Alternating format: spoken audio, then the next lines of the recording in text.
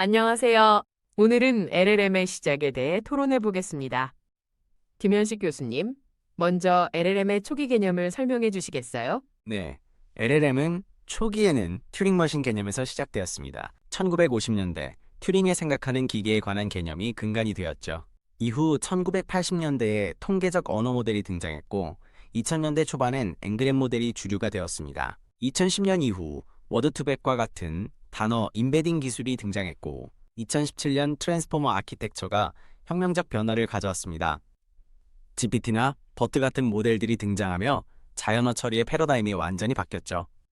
하드웨어 관점에서 보면 초기에는 제한적인 연산 능력이 큰 문제였습니다. 2010년대 엔비디아 GPU 발전이 LLM 학습 시간을 획기적으로 단축시켰고 텐서 프로세싱 유니티 BU와 같은 AI 특화칩의 등장도 중요했습니다. 인베디드 시스템에서도 최근 엣지 AI 형태로 경량화된 LLM이 적용되고 있습니다. 스마트폰이나 IoT 기기에서도 제한된 리소스로 추론이 가능한 디스틸버트 같은 모델이 활용되고 있습니다. 또한 LLVM 컴파일러 인프라를 활용해 다양한 하드웨어에 최적화된 LLM 구현이 가능해졌습니다. 데이터의 양과 질이 핵심이죠. 초기에는 데이터 부족으로 성능이 제한적이었습니다. 효과적인 데이터 가공 방법도 LLM 성능에 큰 영향을 미칩니다.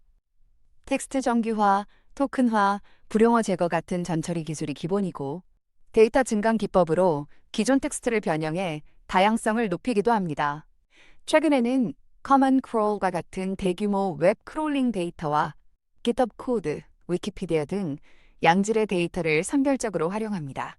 데이터 필터링 알고리즘으로 유해 콘텐츠를 제거하고 편향 완화를 위한 균형 있는 데이터셋 구성도 중요합니다. 즉, LLM은 이론적 토대, 하드웨어 발전, 그리고 방대한 데이터의 삼박자를 갖춰 비약적인 발전을 이룬 셈이네요. 김현식 교수님, 초기 모델의 한계는 어떤 부분인가요? 초기 모델은 단순한 통계적 접근이라 문맥 이해 능력이 부족했습니다. 의미를 제대로 파악하지 못하고 단순히 단어의 통계적 확률에 의존했죠. 학습 데이터에 과도하게 의존하는 경향도 있었습니다. 일반어 능력이 제한적이었고 새로운 상황에 대한 적응력도 부족했습니다. 맞습니다. 처리 속도와 메모리 용량 제약도 큰 문제였습니다. 대규모 모델을 실행하기 위한 하드웨어가 부족했고 전력 소모도 엄청났죠. 특히 인베디드 환경에서는 더욱 심각해서 모델 양자화나 지식 증류 같은 경량화 기술이 필수적이었습니다.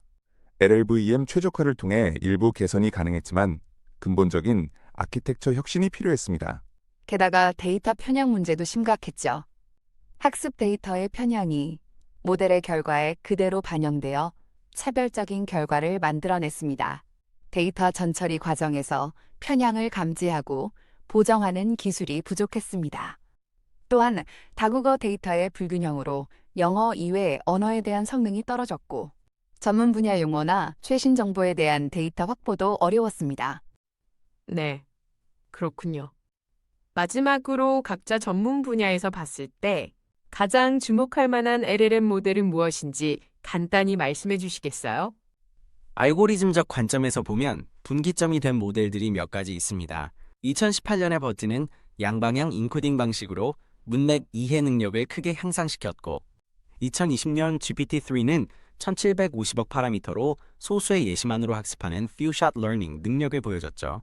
특히 흥미로운 건 2022년 등장한 친칠라와 타미 파라미터 규모보다 학습 데이터와 계산 효율성의 균형이 중요하다는 것을 증명했다는 점입니다. 가장 최근에는 GPT-4가 멀티모달 입력을 처리하는 능력을 보여주며 텍스트를 넘어선 지능으로 발전하는 추세가 매우 흥미롭습니다. 하드웨어 측면에서는 구글의 TPU 버전 4와 엔비디아의 H100 같은 특화칩이 LLM 학습을 가속화한 점이 인상적입니다. 특히 인베디드 환경을 위한 모바일 버트나 타이니버트 같은 모델들은 양자화와 지식 증류 기술을 활용해 모바일 기기에서도 작동 가능한 경량화를 실현했죠. LLVM 최적화 관점에서는 애플의 Core MLE, M1, M2 칩에 최적화된 LLM 추론을 가능하게 한 사례가 주목할 만합니다. 또한 메타의 라마 모델이 오픈소스로 공개되며 다양한 하드웨어에 최적화된 버전들이 등장한 것도 큰 변화입니다. 데이터 관점에서는 오픈AI의 RLHF, Reinforcement Learning from Human Feedback이 혁신적이었습니다.